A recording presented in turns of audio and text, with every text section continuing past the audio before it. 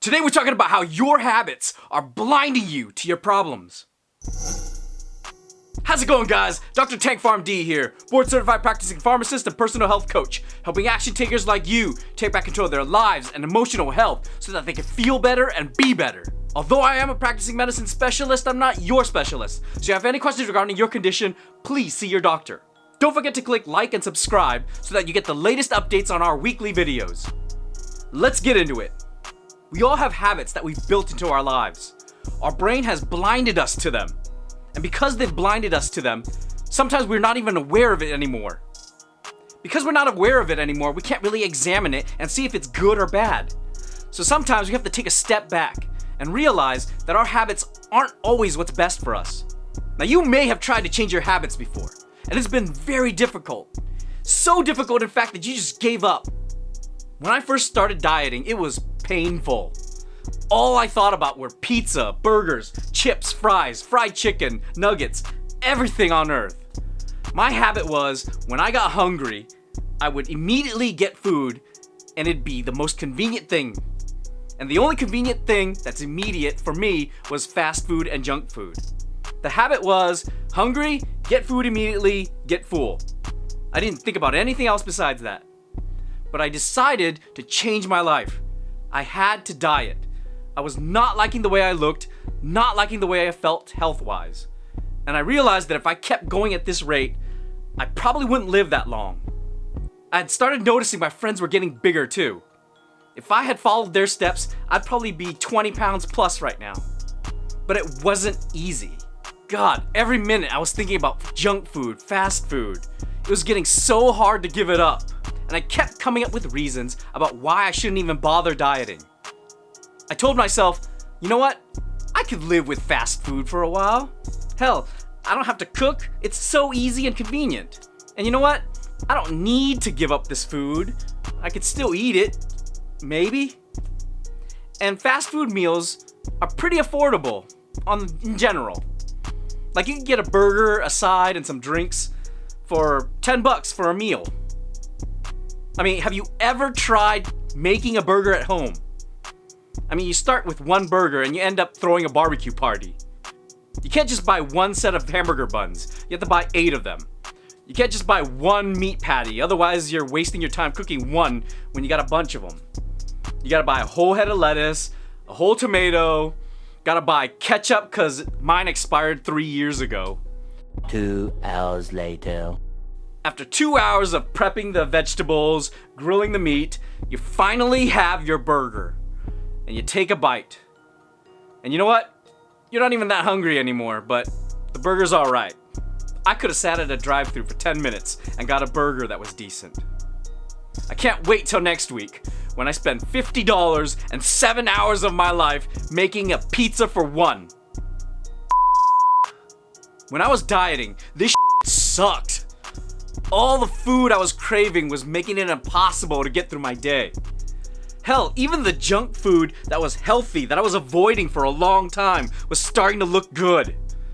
I caved and bought some of those baked snacks that were good that I generally avoided because they were over there instead of where the good snacks were. But if I wanted to diet, I had to do it. I knew if I didn't do it, I'd hate myself, I'd hate my health, and I'd hate the way I felt every day. It was not easy. It was a struggle. And I knew exactly what to do too. I knew I had to pre-plan my meals, pre-make my meals, set it aside, have it ready, have snacks ready for myself so that when I needed it, I could eat it right away. Because my habit was get hungry, crave food, eat it right away, and then I'd feel better. But because I didn't prep my meals, that habit kept going, and it was filled in with fast food as the food filler. So even though I knew logistically what I had to do, I didn't really have that motivation to go forward with it. The only way to counter that is to have a series of good habits built in. In James Clear's book, Atomic Habits, he talks about how a habit is formed. You first have a cue that triggers a craving, and that craving calls for a response. And finally, that response gets a reward. And that cycle continues over and over again until you build this habit. Let's take a metaphor here. If you were to go visit your friend who's moved somewhere else. Now you had a habit of going down the road, taking a left at Stater Brothers. I'm not sure why I chose Stater Brothers, I just like the place. Not sponsored by them. So typically you would drive down the road, take a left at the Stater Brothers, and you'd hit your friend's house. But your friend has moved.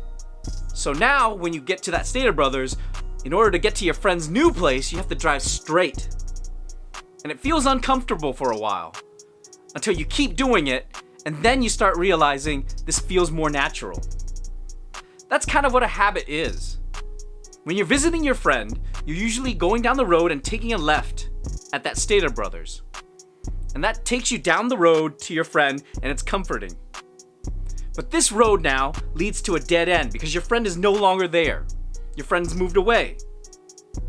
So because of this has led you to dead ends over and over and over again if you keep going down that road. That's what a habit is. You've been building this habit that leads you down dead ends, and you know you have to go somewhere else. And it's uncomfortable to go straight down the road when you're used to turning left. And that's what keeps people from building new habits. It's because they feel that uncomfortableness and they want to stop. They want to turn back. They don't want to accept the discomfort of going down a new road, building a new habit to see the ultimate reward. They know they have to. They just can't get over that discomfort. When I was dieting, my cue was the hunger. The hunger made me crave food. And since I was craving food, it was typically what was convenient and quick because I was hungry right away. And the only thing that was pretty much available immediately was fast food. It was filling, it tasted alright, and I was full at the end, which provided the reward. The reward was feeling full. So in order to change a habit, you have to change one of those four. The cue, the craving, the response, or the reward. So in this case, I can't change the reward of feeling full. I also can't change the cue of being hungry. And I can't change the craving of needing food. So in this case, the only thing I really can change is my response. And that's what I had to do. I had to change my response by having food ready for me or a snack ready for me. So that when I'm hungry, craving food, I'll have the food immediately available so I'll feel full. So if you have a habit that you want to overcome, you have to try to change one of those four items. The cue, the craving, the response, or the reward. And you also have to be aware that there's going to be discomfort at the beginning. There's going to be a discomfort of building a new habit. It's going to feel very uncomfortable the first time. So much so that you might give up. Second time, it's going to feel a little less discomfort. And so on until you start building a new habit.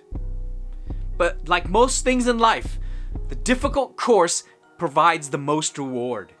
Because the easiest course would be to run back, give up, stop it all. What do you guys think? What habit is keeping you from succeeding? Let me know in the comments down below. If you're struggling with your emotions and want to know how your emotions function so that you can take back control of them, check out the Emotional RX program in the link down below. And if you really want to know how your emotions function and the thing that drives the anger, the pain, and the fear, check out the free ebook link down below. If this video has been helpful to you and you know someone who could use it, please send it to a friend. Until next time, guys, be healthy.